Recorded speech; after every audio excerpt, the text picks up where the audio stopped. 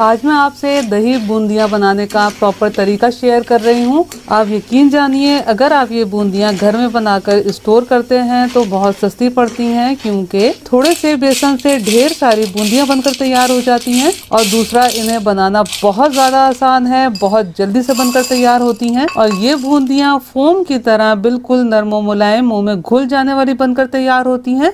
तो अगर आप रमज़ान में या आम दिनों में हेल्दी बूंदियों का इस्तेमाल करना चाहते हैं तो बूंदियां घर में बनाकर स्टोर कीजिए। आप इन्हें आराम से साल भर भी स्टोर करके इस्तेमाल कर सकते हैं। बस घर में बनाएं तो थोड़ा साइज छोटा बनता है, क्योंकि बूंदियां बनाने के लिए घर में मौजूद चमचों का इस्तेमाल करना पड़ता है, जिसमें सुराख छोटे साइज के होते हैं।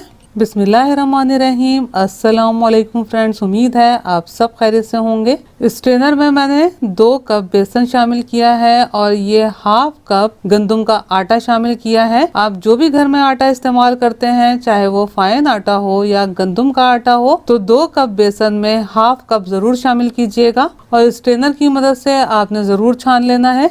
हाफ टी स्पून या हस्बे जायका नमक शामिल किया है, 1/4 टी स्पून सफ़ेद जीरा, 1/4 टी स्पून अजवाइन।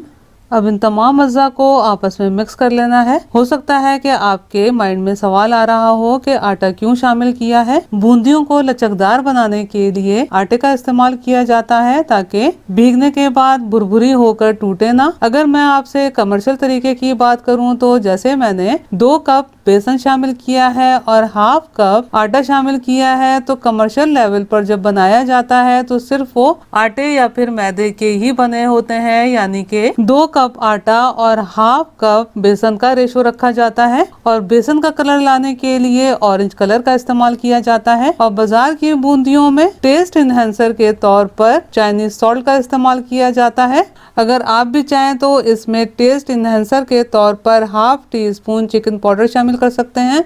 और अगर आपको चाइनीज सॉल्ट से कोई इशू नहीं है तो 1/4 टी स्पून चाइनीज सॉल्ट शामिल कर लीजिएगा। मैंने थोड़ा थोड़ा पानी ऐड करते हुए ये बैटर तैयार कर लिया है। बैटर की कंसिस्टेंसी इस तरह फ्लोइंग होनी चाहिए, यानी कि ना तो बहुत ज्यादा तेजी से गिरना चाहिए और ना ही टूट टूट कर गिरना चाहिए। मैंने इसमें टोटल 225 ml पानी इस्तेमाल किया है, यानी कि 1 कप प्लस 1/4 कप।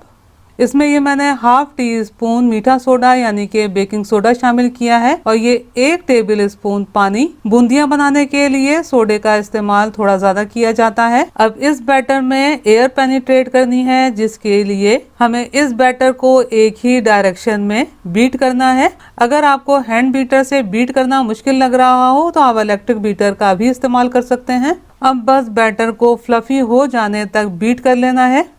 इसमें ये मैंने 1 चुटकी ऑरेंज फूड कलर शामिल किया है, जो कि ऑप्शनल है।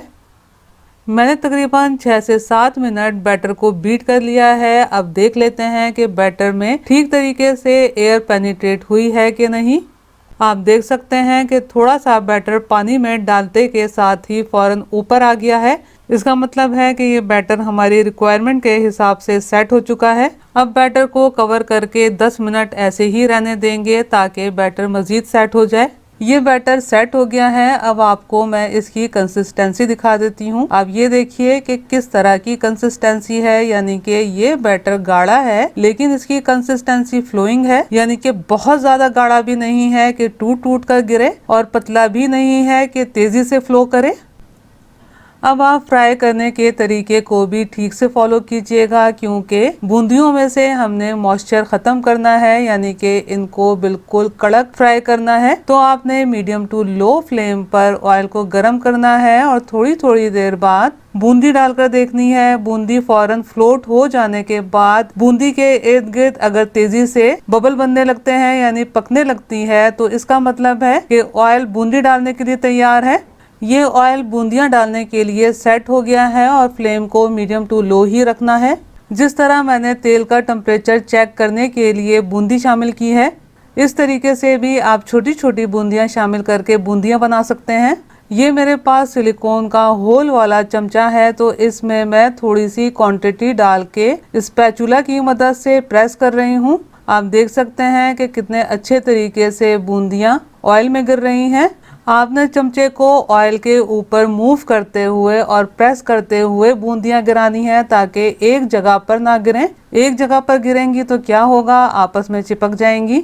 अगर थोड़ी बहुत आपस में चिपक भी जाएं तो मुकम्मल तौर पर फ्राई हो जाने के बाद सेपरेट हो जाती हैं। आप ये देखिए, अब तक फ्लेम को मैंने मीडियम टू लो रखा हुआ था। अब जब सारी बूंदियां ऊपर आ जाएं तो आपने फ्लेम को लो कर देना है।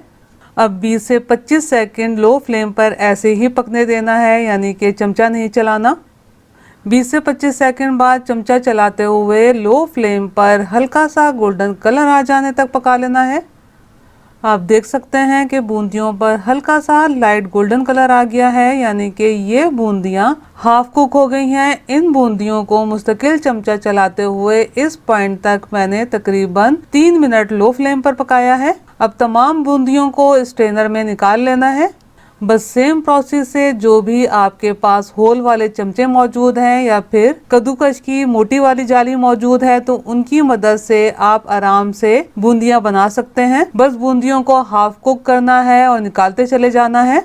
तमाम बूंदियों को हाफ कुक कर लेने के बाद बूंदियों को फुल फ्राई करने के लिए पैन की गुंजाइश के हिसाब से डबल बूंदियां शामिल करनी है। अब फ्लेम को मीडियम टू लो कर देना है और मीडियम टू लो फ्लेम पर मुस्तकिल चमचा चलाते हुए थोड़ा डार्क गोल्डन कलर आ जाने तक पकाना है। आप देख सकते हैं बहुत प्यारी सी गोल्डन कलर में ये बूंदियां फ्राई होकर तैयार हैं। अब इस पॉइंट पर फ्लेम को मीडियम टू हाई कर देना है और 5 से 10 second medium to high flame पर पकाना है ताकि इसमें से एक्स्ट्रा ऑयल निकल जाए। ये बूंदियां फ्राई होकर तैयार हैं। आप देख सकते हैं इनका कलर भी पहले से थोड़ा डार्क हो गया है और ये हमें थोड़ी इसी तरह डार्क फ्राई करनी है, क्योंकि जब हम पानी में सोक करते हैं तो इनका कलर लाइट पड़ जाता है। बस सेम प्रोसेस से तमाम बूंदियों को फ्राई करना है। ये हमारी बहुत मज़ेदार और बिल्कुल परफेक्ट बूंदियां बनकर तैयार हैं। अगर आप इन्हें सादे पानी में भिगो के रखते हैं तो आपको 35 से 40 मिनट भिगोनी पड़ेंगी और अगर हल्के से गर्म पानी में भिगोते हैं तो 15 से 20 मिनट में बहुत अच्छे तरीके से फूल जाती हैं। तो मैं आपको बूंदियों को पानी में भिगो कर भी दिखा देती हूँ कि कितनी बेहतरीन फूल के तैयार होती हैं। ये बूंदियां मैं बहुत हल्के से गर्म पानी में भिगो के रख रही हूँ। अगर आपके पास टाइम हो तो आप सादे पानी में भी भिगो के रख सकते हैं। आप इन बूंदियों को एयर टाइट जार में या फिर जिप बैग में एयर टाइट करके फ्रिज में 1 साल रख कर भी इस्तेमाल कर सकते हैं या फिर रूम टेम्परेचर पर तकरीबन 2 से 3 महीने आराम से इस्तेमाल की जा सकती हैं। लेकिन ख्याल रहे कि आपने इन बूंदियों को एयर टाइट करके ही रखना है। आप देख सकते हैं कि ये बूंदियां कितने अच्छे तरीके से फूल कर तैयार हो गई हैं। बहुत नरम और मुलायम, बिल्कुल फोम की तरह बनकर तैयार हुई हैं और यकीन जानिए बाजार के मुकाबले में बहुत मज़ेदार बनी है। मैं सिर्फ आपको डेमो के तौर पर चाट मसाले से तैयार किए दही में डालकर बनाकर दिखा रही हूँ। आपने मेरे तरीके से बूंदियां जरूर बनानी है और मुझे कमेंट्स करके जरूर बताना है कि आपकी बूंदियां कैसी बनी। रेसिपी पसंद आई हो तो लाइक कीजिए, अपने दोस्त अहबाब में शेयर कीजिए, चैनल को सब्सक्राइब करना और बेल बटन को क्लिक करना बिल्कुल भी मत भूलिएगा। अल्लाह हम सब का दस्तरख्वान हलाल रिस्क से वसी तर फरमाए, आमीन। मुझे भी अपनी दुआओं में याद रखिएगा। अपना बहुत ख्याल रखिएगा। अगली रेसिपी की वीडियो तक के लिए अल्लाह हाफिज।